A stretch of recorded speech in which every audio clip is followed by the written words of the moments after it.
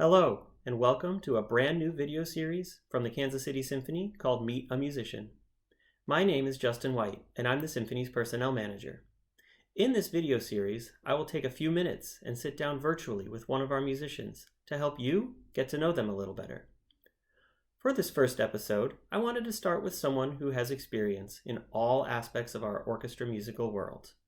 She's our assistant principal second violin and current chair of our musicians committee. So join me as we meet Kristin Velicer.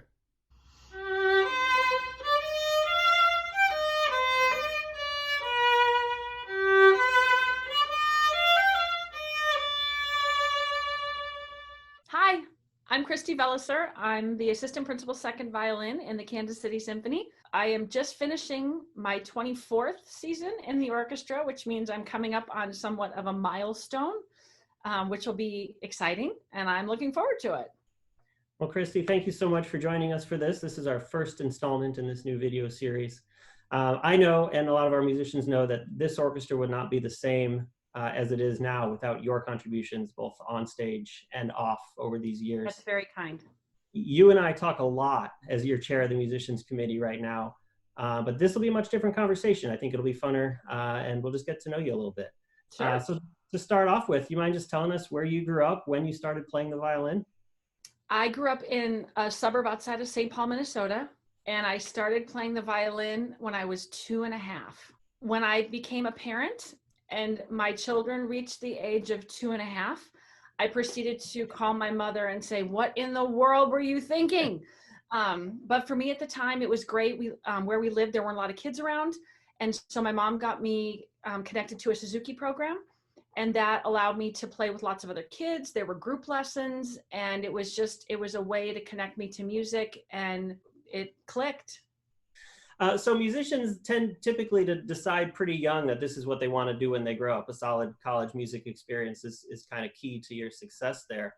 At what time did you decide that this was what you wanted to do, and what was your mindset on this profession when you were auditioning for college music schools? Well, I decided pretty early, like way early. My mom used to take me to Minnesota orchestra concerts very regularly, and she remembers me turning to her one point during a concert when I was like early elementary school and saying, "Mom, this is what I want to do."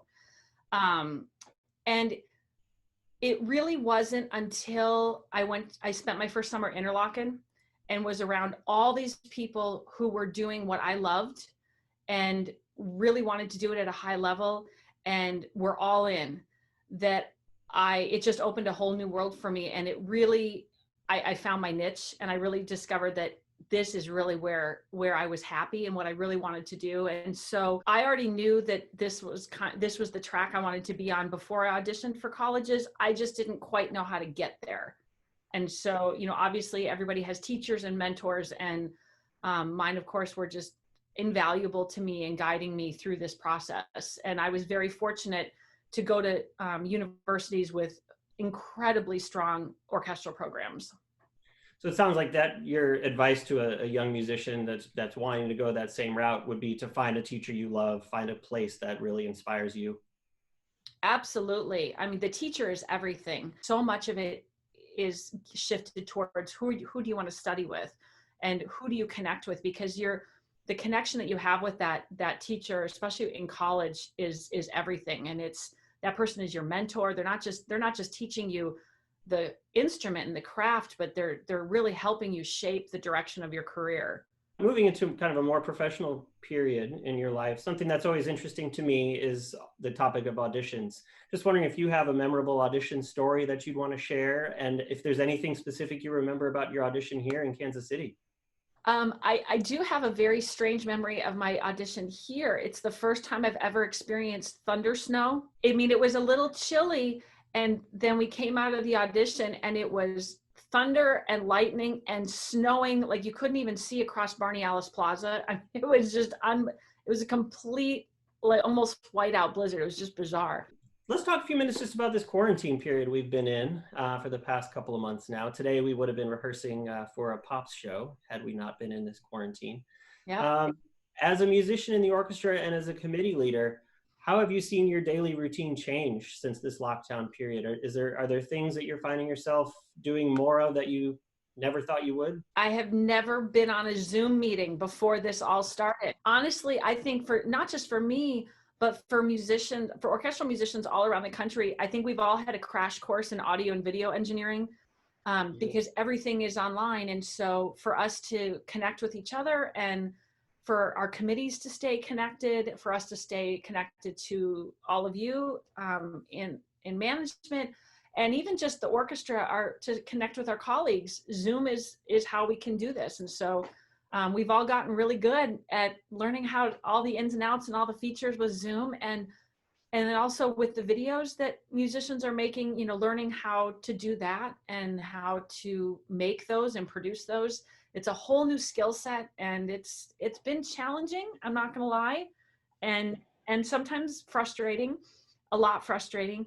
But it's a great way for us to stay connected, and it's really, it's invaluable, really, and I think it's helped everybody get through this.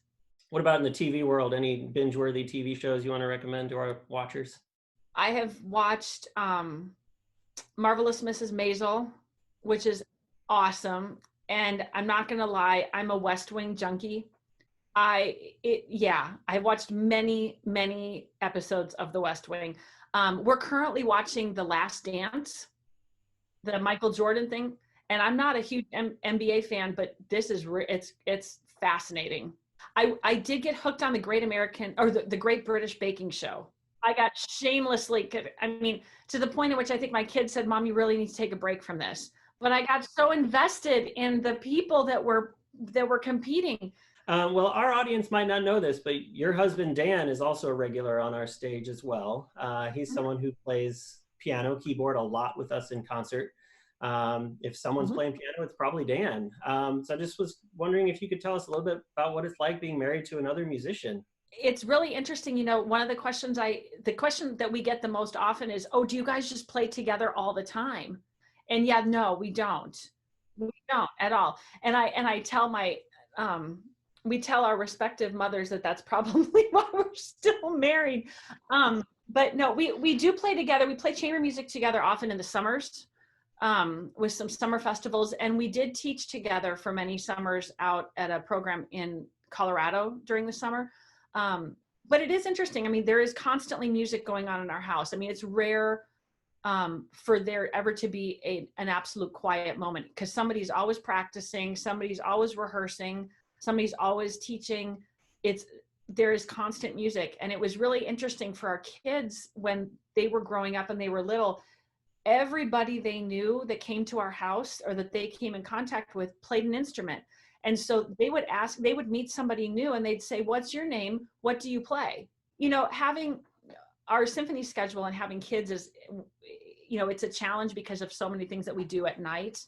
But it all worked out, and every family finds a way to adapt to their own schedule, and we were no exception, and it's all worked out. Well, you mentioned a lot of baking and the baking show. What is it you think you'd be doing if you weren't playing the violin? My kids would be thrilled if I did nothing more than made oatmeal chocolate chip cookies 24 hours a day. But honestly, my second passion when I was in college is I had a minor in psychology, and I was interested in becoming a child psychologist. And so that working with children, especially special needs children dealing with trauma, that was always something that interested me. And so that was something that I, if I had a second career, that I would really consider pursuing. At the start of this lockdown, the public doesn't know this, but you do. I did a March Madness bracket of sorts to find out which pieces on our next year's season people were most excited about. And that ended up with being Mahler 5, which I think was one of your top choices. Absolutely. I'm just curious, what are some of your bucket list pieces or things that you've never played that you really want to play in the future? What are things you could play over and over again and never get tired of? Yeah, one of my bucket list pieces is actually something that's on our season for next year, the Beethoven Missa Solemnis. I've never played it. It is one of my favorite pieces. It is beautiful. It's rarely played. I actually did in graduate school a huge paper. I had to write a huge paper on it, dissecting it and understanding the motives behind the way he wrote different things. So no, it's always been a favorite piece of mine. Mahler 5 is hands down one of my favorite pieces of all time that I could never get tired of playing.